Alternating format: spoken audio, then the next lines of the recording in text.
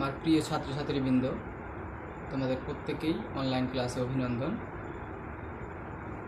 আজকে তোমাদের পশ্চিমবঙ্গের দ্বিতীয় ক্লাস শুরু হচ্ছে। তোমাদের আজকে পড়ানো হবে পশ্চিমবঙ্গের প্রতিবেশী রাজ্য ও প্রতিবেশী দেশগুলি সম্পর্কে। প্রতিবেশী দেশগুলি সম্পর্কে তোমরা আগের অষ্টম শ্রেণীতে পড়াশোনা করেছ,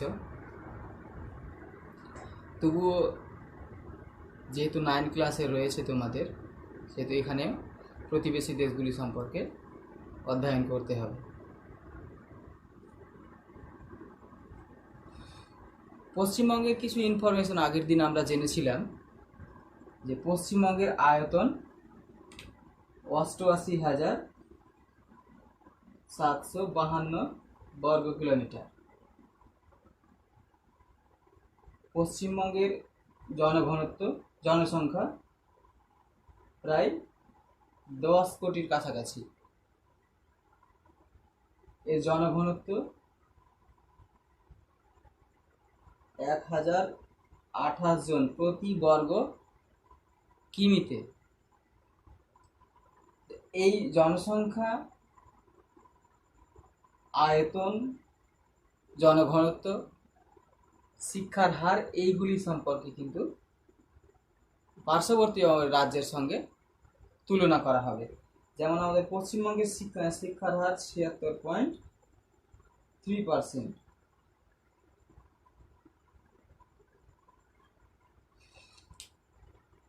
একটু দেখি যে আমাদের পার্শ্ববর্তী রাজ্যগুলো যে রয়েছে, এই রাজ্যগুলোর জেনারেল ইনফরমেশন গুলো কেমন, এর সঙ্গে পশ্চিমবঙ্গের কতটা পার্থক্য রয়েছে।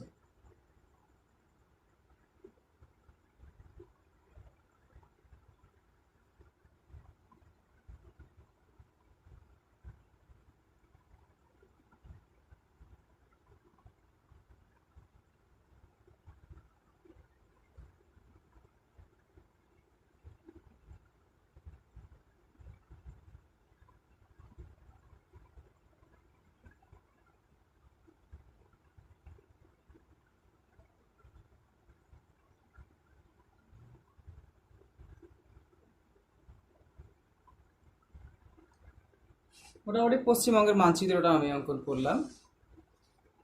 এর কোন দিকে কোনটা প্রতিবেশী রাজ্য রয়েছে এইগুলি একটু সচিত্র দেখানোর জন্য। এই দিকটাতে রয়েছে উড়িষ্যা, এদিকে উড়িষ্যা।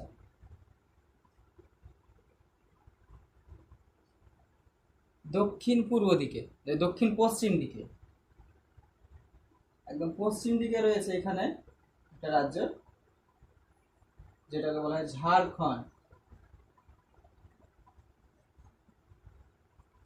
পশ্চিম দিকে আরেকটা রয়েছে বিহার। উত্তরে একটি রাজ্য রয়েছে, ঠিক এখানে উত্তরে, একদম উত্তরে সিকিম।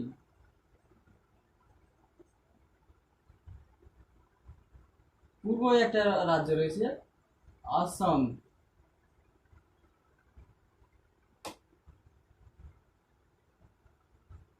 এই রাজ্যগুলি সম্পর্কে আজকে আলোচনা। প্রথমে আসি বিহারে। বিহার আমাদের পার্শ্ববর্তী রাজ্য। এই বিহারের বর্তমান প্রধানমন্ত্রীর নাম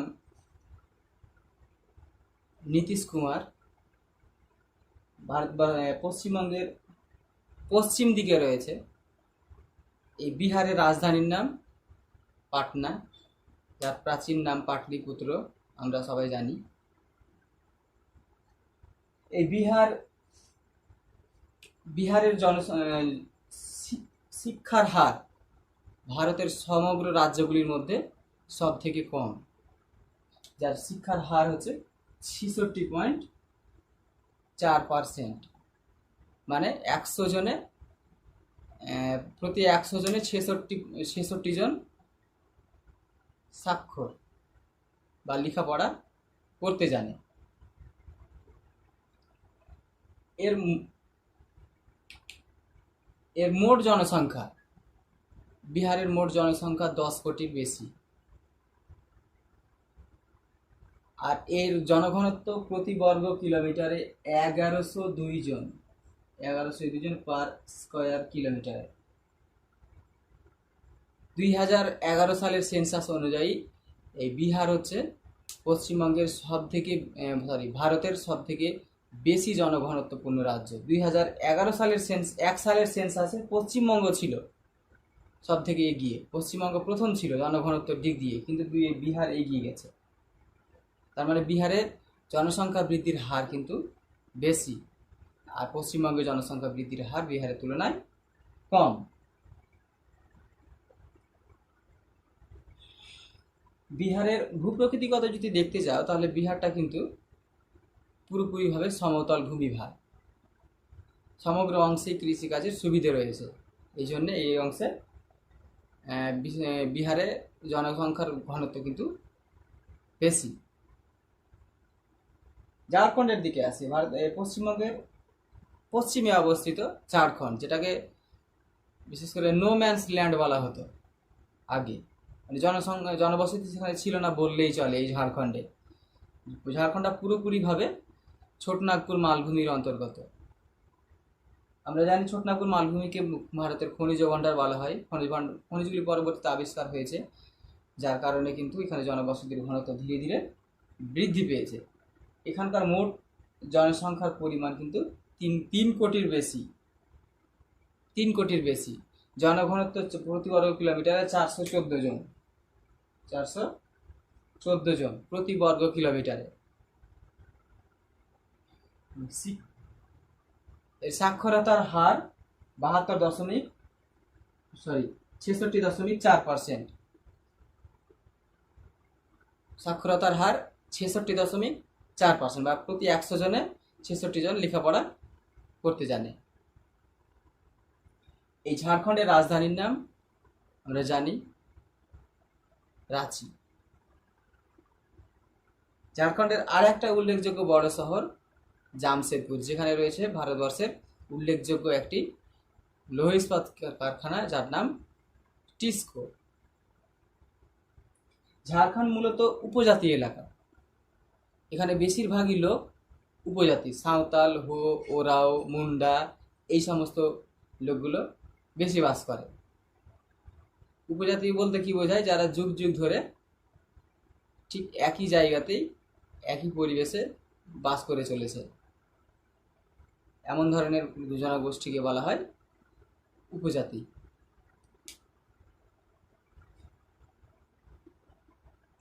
এরপরে আসি উড়িষ্যা, যেটা পশ্চিমবঙ্গের দক্ষিণ পশ্চিম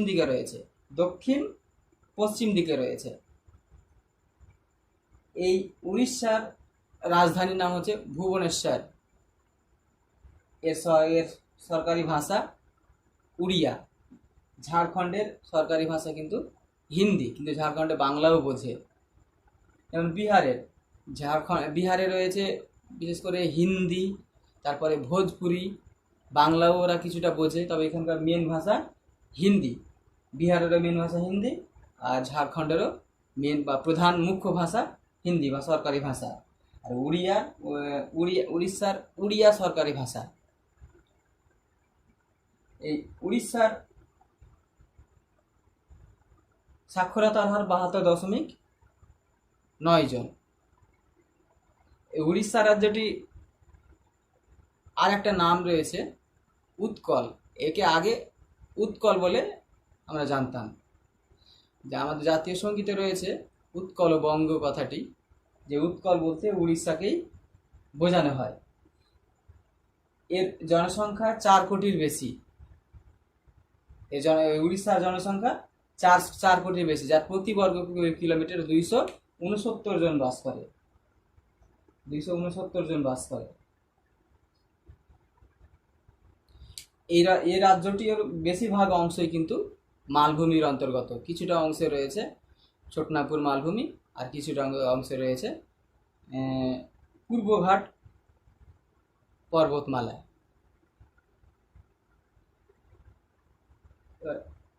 আসামের দিকে যায়। আসামে আমরা জানি ওখানকার আসাম চা উৎপাদনে ভারতবর্ষে প্রথম স্থান অধিকার করেছে। যে আসামের বিশেষ করে আসাম ভ্যালি বা সুরমা উপত্যকা। আবার আসাম এমনই একটা রাজ্য যেখানে ভারতবর্ষের প্রথম খনিজ তেলের খনি আবিষ্কার হয়েছিল ডিগবয়ে। আসামে বেশ কয়েকটা জায়গাতে খনিজ তেলের ভাণ্ডার রয়েছে। আসামের রাজধানীর নাম দিসপুর। আসামের বড় শহর গুয়াহাটি, কিন্তু আসামের রাজধানীর নাম দিসপুর। আসাম অবস্থান করছে, একদিকে রয়েছে মালভূমি আর একদিকে হিমালয় পর্বত অঞ্চল। একদিকে মালভূমি মানে মেঘালয় মালভূমি রয়েছে, মেঘালয় মালভূমি আর হিমালয় পর্বতমালার মাঝ বরাবর অংশে, যেখানে যার বুক চিরে গেছে ব্রহ্মপুত্র নদ। এই আসামের সাক্ষরতার হার 72.2%। আর এই সমস্ত সাক্ষরতার হারগুলো কিন্তু পরীক্ষাতে জেনারেলি আসে না, পশ্চিমবঙ্গের সঙ্গে কম্পেয়ার করতে গিয়ে কিন্তু দেখাতে হয়। আসামের মোট জনসংখ্যা 3 কোটির বেশি, যার প্রতি বর্গ কিলোমিটারে বাস করে 397 জন। 397 জন বা 400 জনের কাছাকাছি। আসামে বাস করে আসামি, বাঙালি জনগোষ্ঠী, যেখানে আসামীয় ভাষা রয়েছে, বাংলা ভাষা রয়েছে, আবার কিছু কিছু হিন্দি ভাষাও তারা কিন্তু বুঝে। তো আসামের সরকারি ভাষা আসামিয়া।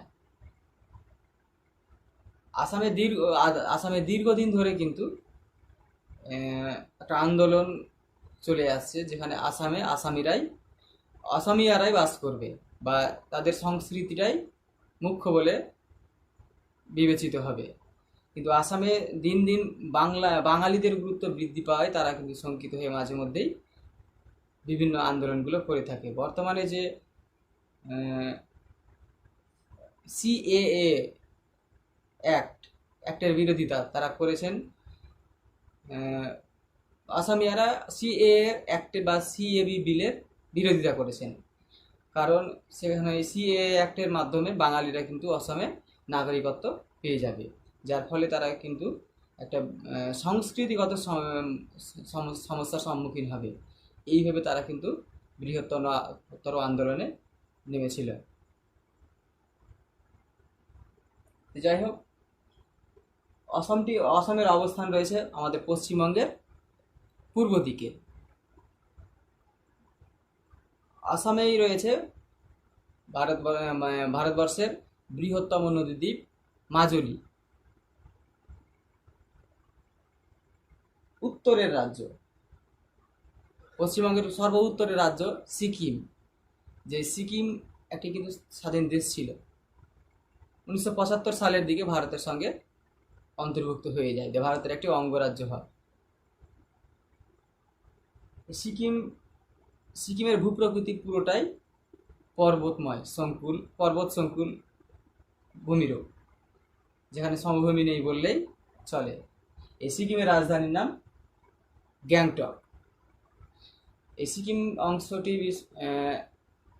হিমালয় পর্বতমালার একটি ভাগ, সিকিম হিমালয়, যেটা অবস্থান করছে সিকিমে, বা সিকিমটা পুরোপুরিভাবে হিমালয় পর্বতেই অবস্থিত। সিকিমের মোট জনসংখ্যা 60 লক্ষের কাছাকাছি বা 60 লক্ষের কিছু বেশি, যার প্রতি বর্গ কিলোমিটারে বাস করে 86 জন। এর সাক্ষরতার হার সবচাইতে বেশি। পশ্চিমবঙ্গের যতগুলো প্রতিবেশী দেশ রয়েছে, এর সাক্ষরতার হার সবচাইতে বেশি, প্রতি 100 জনে 81.4 জন।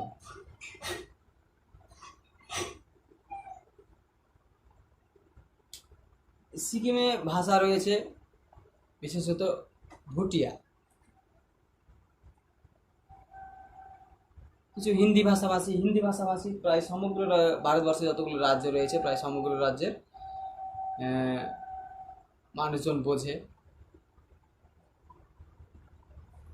এরপরে আসি যে পশ্চিমবঙ্গের যে প্রতিবেশী দেশগুলো রয়েছে, এই প্রতিবেশী দেশগুলি সম্পর্কে জানি।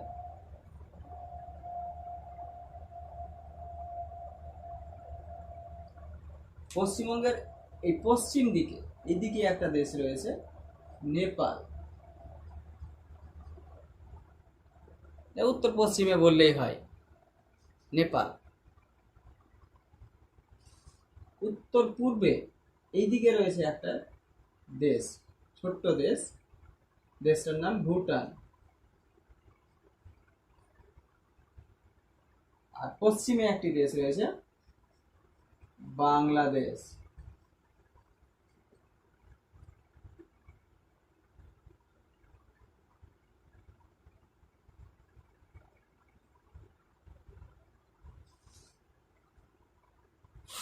নেপাল সম্পর্কে আছে। নেপাল দেশটিও পুরোপুরিভাবে হিমালয় পর্বত অঞ্চলে অবস্থান করছে, তার জন্য তার ভূপ্রকৃতি কিন্তু পর্বত সংকুল, সমভূমি খুব অল্প পরিমাণে রয়েছে হিমালয়ের দক্ষিণাংশে। বিশ্বের সর্বোচ্চ শৃঙ্গ মাউন্ট এভারেস্ট এই নেপালেই অবস্থান করছে। যে নেপালিরা এই মাউন্ট এভারেস্টকে সাগর মাথা নামে চেনে, সাগর মাথা। নেপালের রাজধানীর নাম কাঠমান্ডু। নেপালের প্রধান নদী, এর রাজধানীর নাম কাঠমান্ডু। প্রধান নদী কালীগণ্ড।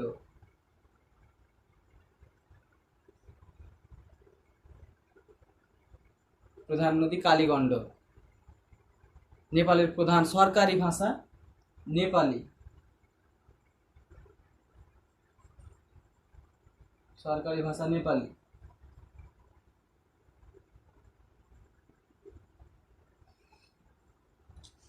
নেপালের মোট জনসংখ্যা 3.28 কোটি 2015 সালের সেন্সাস অনুযায়ী, যার জনঘনত্ব প্রতি বর্গ কিলোমিটারে 192 জন। এই নেপাল আর ভুটান এই দুটো দেশ হচ্ছে পুরোপুরিভাবে ল্যান্ডলক কান্ট্রি, বা এর সামুদ্রিক সীমান্ত নেই, পুরোপুরিভাবে স্থলভাগ দ্বারা বেষ্টিত রাজ্য। প্রশ্ন পরীক্ষাতে একটা আসে যে ভারতবর্ষের দুটো ল্যান্ডলক বা স্থল বেষ্টিত দেশের নাম করো, তাহলে একটি হবে নেপাল আর একটি হবে ভুটান। নেপালে কিন্তু সেরকমভাবে বড় কোনো শিল্প নেই, বিশেষ করে কিছু চিনি শিল্প, দেশলাই শিল্প, বিড়ি শিল্প, এই শিল্প, বাঁশ বেতের মানে কিছু কুটির শিল্প, এইগুলি ওই নেপালে রয়েছে।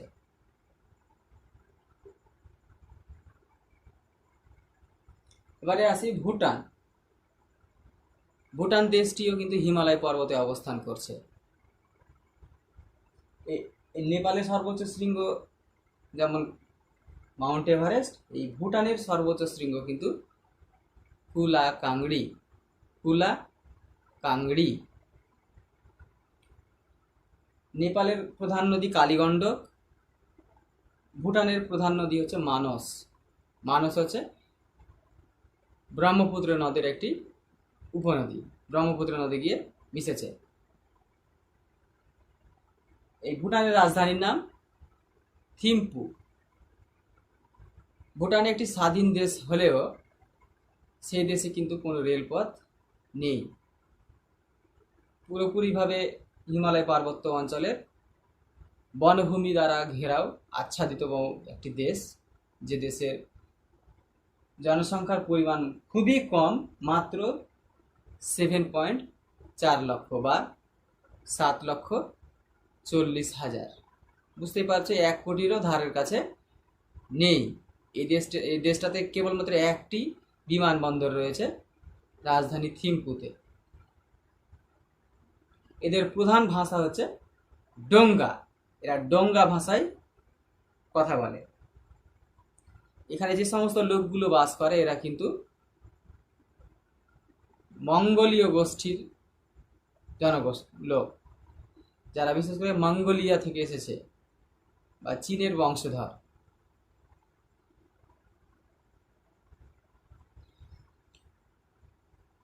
এই ভুটানকে বজ্রপাতের দেশও বলা হয়। ভুটানেও কিন্তু সেই রকমভাবে উল্লেখযোগ্য বড় কোনো শিল্প নেই। ওখানে বিভিন্ন প্রকার মশলা উৎপন্ন হয়, কিছু দেশলাই, কাঠের বিভিন্ন ধরনের নির্মাণ সামগ্রী শিল্প ছোটোখাটো, মানে যোগাযোগ রাস্তাঘাট সেই রকমভাবে গড়ে উঠতে পারেনি, কৃষিকাজও সেই রকমভাবে গড়ে ওঠেনি। কেবলমাত্র ধাপ চাষের মাধ্যমে বেশ কিছু জায়গায় চাষবাস হয়। এবারে আসি আমাদের পশ্চিমবঙ্গের পূর্বে যে দেশটি বাংলাদেশ, যে দেশটি স্বাধীন হয়েছিল 1971 সালে। 1971 সালে। এর আগের নাম ছিল পূর্ব পাকিস্তান। আমরা জানি 1947 সালে দুটো দেশ হিসেবে আত্মপ্রকাশ করে, একটা ভারত আর একটা পাকিস্তান।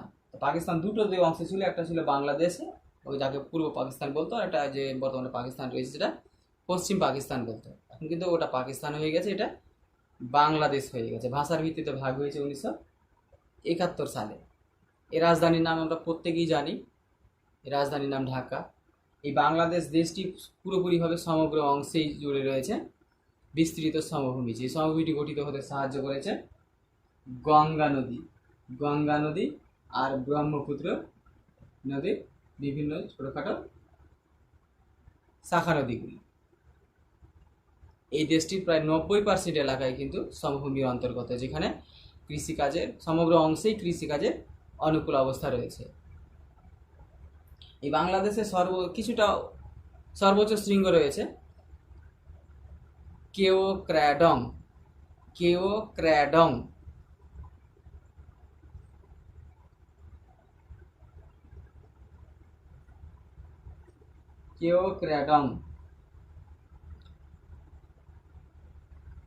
এই কেওক্রাডং শৃঙ্গটি চট্টগ্রামে রয়েছে।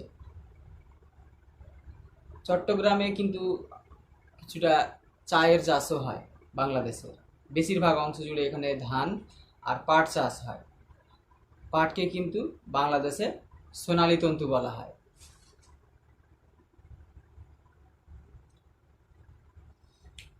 বাংলাদেশের মোট জনসংখ্যা 2015 সাল অনুসারে 18 কোটি।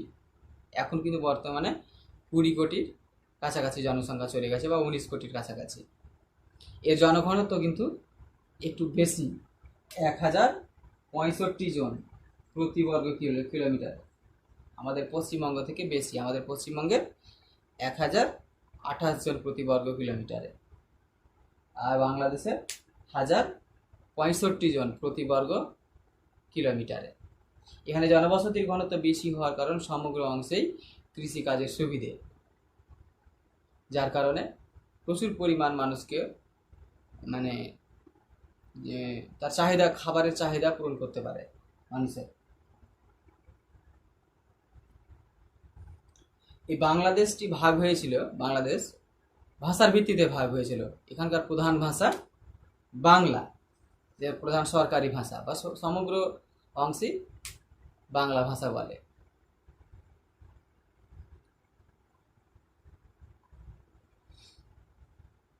বাংলাদেশের প্রধান শিল্পগুলি হচ্ছে পাট শিল্প, কার্পাস বয়ন শিল্প, চিনি শিল্প, চাল শিল্প। এই শিল্পগুলি প্রধানত রয়েছে। বাংলাদেশে সেরকম ধরনের কোনো খনিজ সম্পদ কিন্তু এখন পাওয়া যায়নি বলে খনিভিত্তিক শিল্পগুলি বাংলাদেশে গড়ে উঠতে পারেনি। বাংলাদেশ মূলত একটি কৃষিভিত্তিক অর্থনীতি স্বয়ংপূর্ণ দেশ, বা এদের বাংলাদেশের অর্থনীতি পুরোপুরিভাবে কৃষির উপর নির্ভরশীল। কৃষির মাঝে মাঝে আবার মৎস্য চাষও বাংলাদেশে, অভ্যন্তরীণ মৎস্য চাষে কিন্তু এরা বেশ উন্নত। বর্তমানে বাংলাদেশের জিডিপির হার ভারত থেকে অনেকটাই বেশি।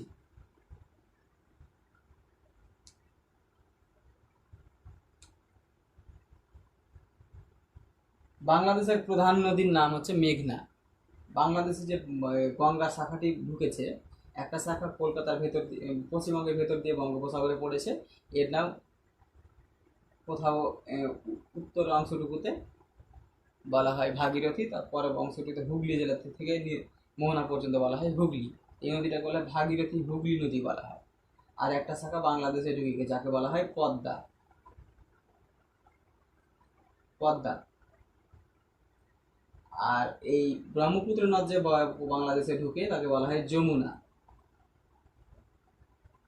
আর পদ্মা যমুনা মিলিত শাখা যে বঙ্গোপসাগরে পড়েছে তার নাম হয়ে গেছে মেঘনা। বাংলাদেশের প্রধান নদী মেঘনা। আমাদের পশ্চিমবঙ্গে যেমন সুন্দরবন অঞ্চল রয়েছে, বাংলাদেশেও কিন্তু সুন্দরবন অঞ্চল রয়েছে। বেশিরভাগ অংশ সুন্দরবন অঞ্চল কিন্তু বাংলাদেশেই রয়েছে। এবার জানি আমাদের পশ্চিমবঙ্গের প্রশাসনিক বিভাগগুলি সম্পর্কে। যে আমাদের পশ্চিমবঙ্গে যে 23টা জেলা রয়েছে, এই 23টা জেলার কোন কোন প্রশাসনিক বিভাগে রয়েছে, এই প্রশাসনিক বিভাগগুলি সম্পর্কে।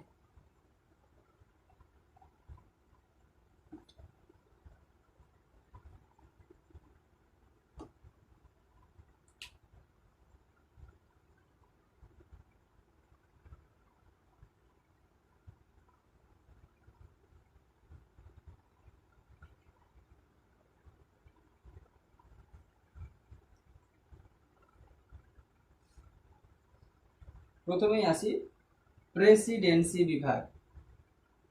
এই প্রেসিডেন্সি বিভাগ মানে কি?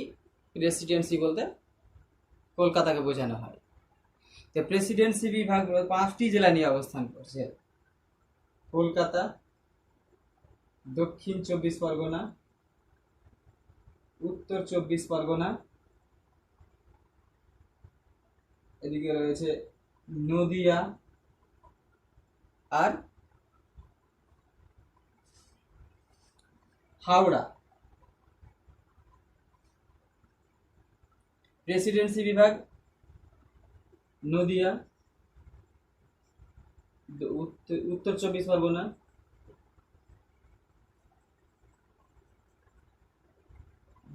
দক্ষিণ 24 পরগনা, হাওড়া আর কলকাতা। এই 5টি জেলাকে নিয়ে প্রেসিডেন্সি বিভাগ। তারপরে রয়েছে বর্ধমান বিভাগ। বর্ধমান বিভাগে রয়েছে 4টি জেলা। একটা জেলা রয়েছে বীরভূম, পূর্ব বর্ধমান, পশ্চিম বর্ধমান আর হুগলি। বীরভূম,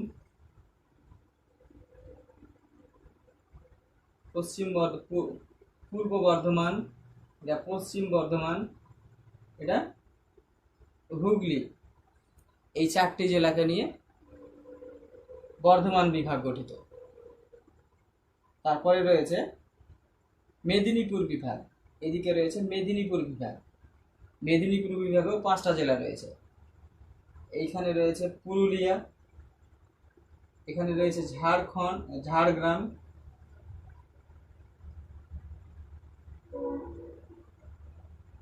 এখানে রয়েছে মেদিনীপুর। মেদিনীপুরে দুটো, একটা হচ্ছে পশ্চিম মেদিনীপুর আর একটা হচ্ছে পূর্ব মেদিনীপুর। এদিকেটা হচ্ছে পূর্ব মেদিনীপুর, এই পাশেটা হচ্ছে পশ্চিম মেদিনীপুর। আর রয়েছে এখানে বাঁকুড়া।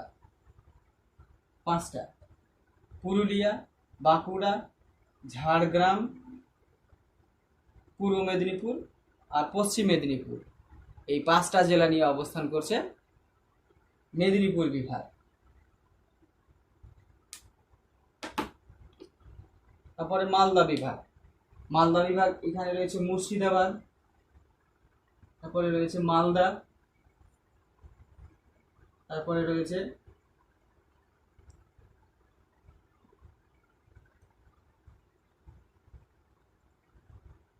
উত্তর দিনাজপুর আর দক্ষিণ দিনাজপুর। 4টা, মালদা, মুর্শিদাবাদ, উত্তর দিনাজপুর, দক্ষিণ দিনাজপুর। তারপরে শেষ ভাগ রয়েছে জলপাইগুড়ি বিভাগ। জলপাইগুড়ি বিভাগে কিন্তু 5টা জেলা রয়েছে। সর্বোত্তরে কালিম্পং, তারপরে দার্জিলিং, তারপরে শিলিগুড়ি, জলপাইগুড়ি, তারপরে হচ্ছে আলিপুরদুয়ার আর কোচবিহার।